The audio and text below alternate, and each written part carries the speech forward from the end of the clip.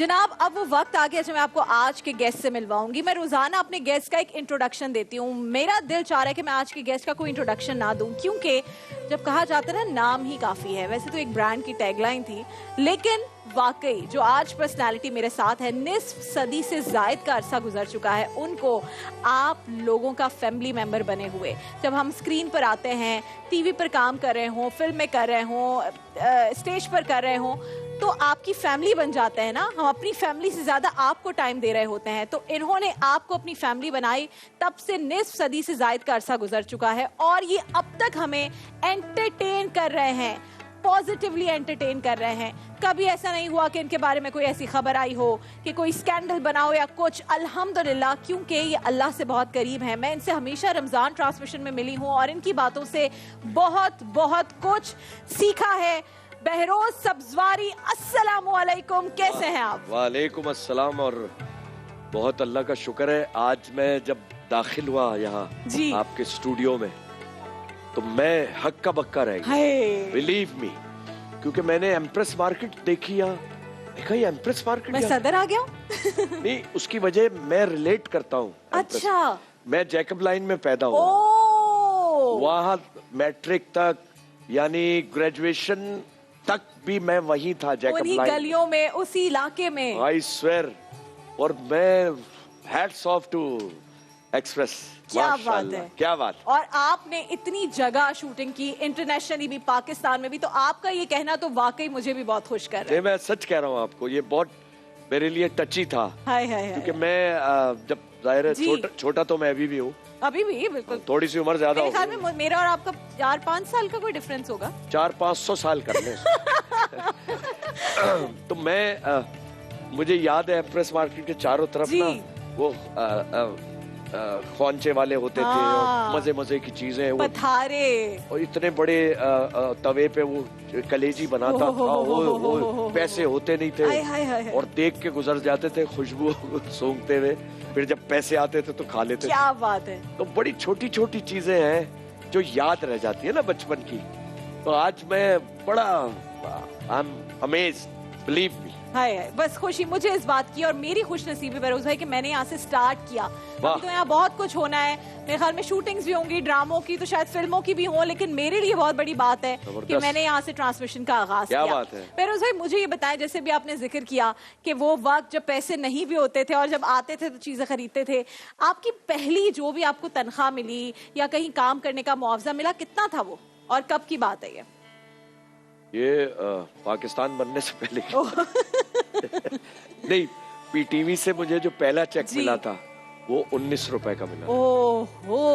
और वो पता नहीं क्या था मेरे लिए, बिलीव मी। और था वो चेक ही, जाना बैंक में था? चेक था, कैश का तो कोई हिसाब अभी भी मास्टर बहरोज सब्जवारी। ओए होए। तो उस 19 रुपए का ग्रैंडफादर बहरोज सब्जवारी 19 रुपए का बहरोज सब्जवारी ने क्या किया? बाटा बूटी की अम्मी को या एक बैंक में, हमने स्कूल में था मैं, तो बैंक में अकाउंट खुला।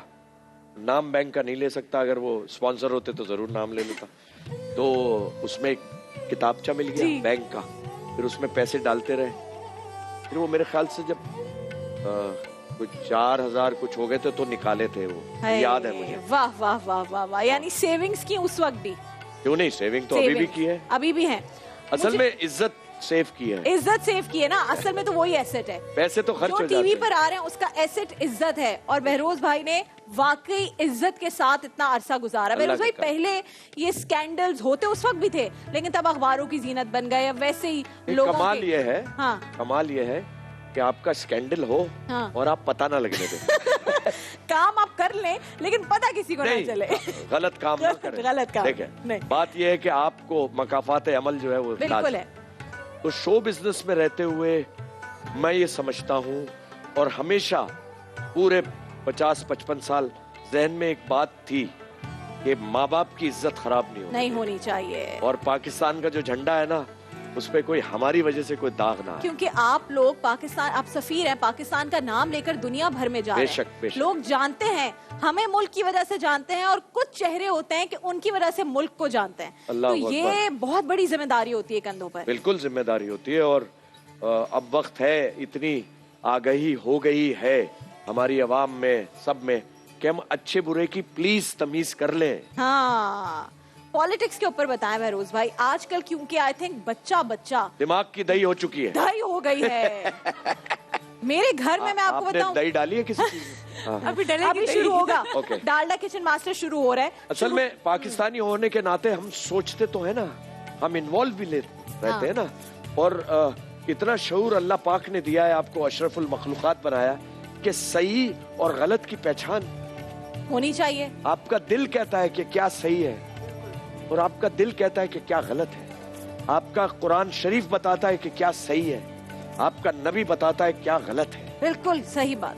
तो आप अगर इतने से भी मुसलमान हैं तो आप सही और गलत का फैसला भी करेंगे और लोगों को भी बताएंगे। और आप पाकिस्तानी हैं, क्या बात है, सोने पे सुहागा। मुसलमान और पाकिस्तानी, क्या बात है। तो पाकिस्तानी के लिए तो फिर आपको जान निशावर, आजाद मुमलिकत में पैदा होना ही इतनी बड़ी खुशनसीबी है। अभी इस वक्त चल रहा है दोबारा से हर रमजान में मस्जिद अक्सा में फलस्तीन पर जो कुछ हो रहा होता है। मैं पैदा हुआ पाकिस्तानी, क्या बात है, और अल्हम्दुलिल्लाह मुसलमान घराने में मुसलमान पैदा हुआ। लोग तो कन्वर्टेड होते हैं, उनके आबा अजदाद हिंदू थे, सिख थे, अंग्रेज थे, जो भी था। हमारे तो बाप दादा मुसलमान, अल्हम्दुलिल्लाह, और फिर पाकिस्तान, और नबी पाक के सदक़े है ये सब, सल्लल्लाहु अलैहि वसल्लम। फिर उस वक्त ये जो उस वक्त जैसे मैं कह रही थी कि पहले ये जरा सोशल मीडिया की गहमा गहमी कम थी, इतना लोगों को एक्सेस नहीं था किसी की प्राइवेट लाइफ में कोई बात करने का, अब वो बहुत ज्यादा हो गया है। क्या आपकी जिंदगी भी उस वक्त से अब तब्दील हुई है, या आपकी जिंदगी तब्दील हुई, आपको इससे फर्क नहीं पड़ता कि कोई क्या कह रहा है? नहीं, डेफिनेटली तब्दील हुई है। अच्छा, इंसान पे तो असर तो पड़ता है ना। हाँ। और अगर असर ना हो तो फिर वो बेहिस हो गया। लेकिन मैं जाहिर है सेल फोन यूज करता हूँ, लेकिन सिर्फ व्हाट्सएप यूज करता हूँ। अच्छा, ठीक है। ना मैं यूट्यूब, ना फेसबुक, ना ट्विटर, कोई चीज पे नहीं हूँ। ये कसमियां हूँ, मैं रोजे से हूँ, मैं बड़े सुकून से हूँ। वाह, मैं आपको सच, ना मैं किसी की प्राइवेट लाइफ में घुसता हूँ और ना अपनी प्राइवेट लाइफ में घुसने देता हूँ। सिंपल सी वंडरफुल, वंडरफुल। लेकिन कुछ ऐसे लोग भी तो होते हैं महरोज भाई जो जबरदस्ती प्राइवेट लाइफ में घुसने की कोशिश करते हैं, उनको कैसे रोकते हैं? असल में उनकी जो तरबियत हुई है वो हुई नहीं हुई। आपके घर से तरबियत नहीं होगी तो आप यही ऊट पटांग हरकतें, दूसरों की प्राइवेट लाइफ में घुसना, दूसरों का मजाक उड़ाना, ऐसा ही है ना।